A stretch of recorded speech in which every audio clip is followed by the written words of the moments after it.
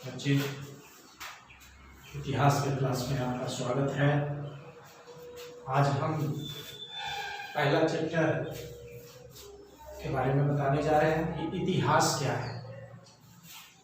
इतिहास क्या है तो सबसे सूक्ष्म रूप में हम जब कहते हैं कि मानव जीवन के विकास की कहानी वो इतिहास है। मनुष्य इस धरती पर कैसे आया, कैसे धीरे धीरे अपने जीवन में परिवर्तन लाया, उसी परिवर्तन का दूसरा नाम है इतिहास। किंतु इस इतिहास को जानने के लिए हमें दो मार्ग अपनाने पड़ते हैं। एक जिसका कहीं कोई लिखित विवरण नहीं है, सिर्फ अनुमान लगाए जाते हैं। उस अनुमान में उसका माध्यम क्या है? भू विज्ञान, प्राणी विज्ञान और जीवाश्म विज्ञान।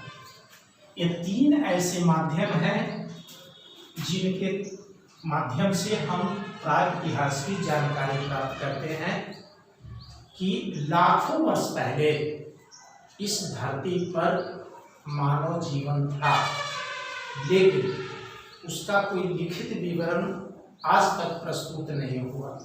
अतः इतिहास में हम उसे प्राग इतिहास के नाम से जानते हैं। साथ ही साथ मनुष्य कैसे विकास किया, इसके लिए एक सिद्धांत आया, दैवीय सिद्धांत। इतिहास के जानकारों ने यह अनुमान लगाया कि ईश्वर ने मनुष्य को बनाया या विभिन्न जीवों को इस धरती पर भेजा और उसी का क्रमबद्ध विकास हुआ। उसी को बहुत दिनों तक इस सिद्धांत को लोग मानते रहा, जिसे हम दैवीय सिद्धांत के नाम से जानते हैं। किंतु 1859 ईस्वी में एक विद्वान जिसका नाम था चार्ल्स डार्विन, उसने एक सिद्धांत दिया। अपने सिद्धांत में दैवीय सिद्धांत का उसने खंडन किया और विकासवादी सिद्धांत दिया। उसका कहना था कि मनुष्य का जो विकास है वो क्रमबद्ध तरीके से हुआ। सबसे पहले जो है छोटे जीवों की उत्पत्ति हुई, उन जीवों के बाद धीरे धीरे उसमें परिवर्तन होता गया और अंत में जो अंतिम विकास जो हुआ, उस विकास का नाम हम प्राइमेट कहते हैं, प्राइमेट के नाम से जानते हैं। और वही प्राइमेट और आगे बढ़ा तो इतिहास में उसे हम ज्ञानी मानव के नाम से जानते हैं, या वही प्राइमेट जो है ज्ञानी मानव कहलाए। इस ज्ञानी मानव जिस काल में कहलाए, उस काल को हम वैज्ञानिक काल कहते हैं, या उसे हम नवीन पाषाण काल के नाम से भी जानते हैं।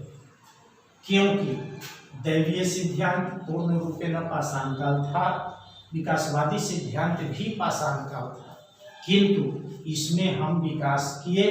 अतः ज्ञानी मानव के माध्यम से हम इतिहास में कुछ परिवर्तन देखे और उस परिवर्तन को आप तक पहुंचाए।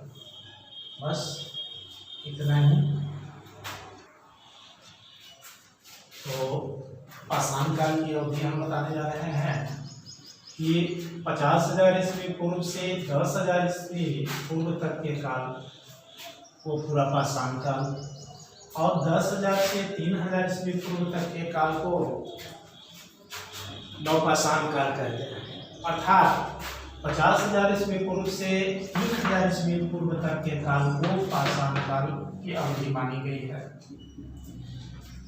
अध्ययन की दृष्टि से हम इसको दो भागों में बांटते हैं, पूरा पाषाण काल और नवपाषाण काल। नवपाषाण काल को नवीन पाषाण काल भी कहते हैं।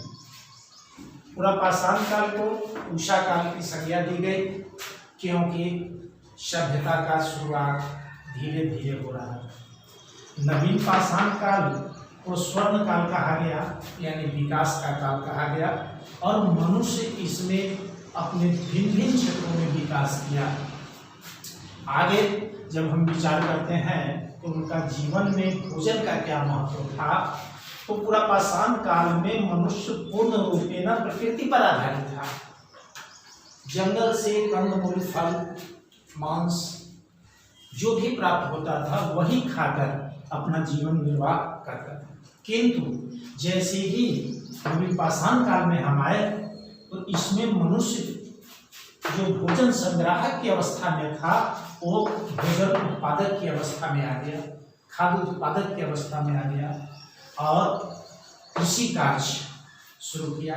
साथ ही साथ भिन्न भिन्न औजारों का निर्माण किया जिससे कृषि कार्य सुगम हो, सरल हो। इस तरह से हम आगे बढ़ते गए और इसी नवीन पाषाण काल आगे चलकर हम आधुनिक काल के रूप में जानते हैं। और इस आधुनिक काल में मनुष्य जो है भिन्न भिन्न प्रयोग किए, भिन्न भिन्न क्षेत्रों का पता लगाए और विकास की गति को आसमान तक पहुंचाने में सफल हुए। बस।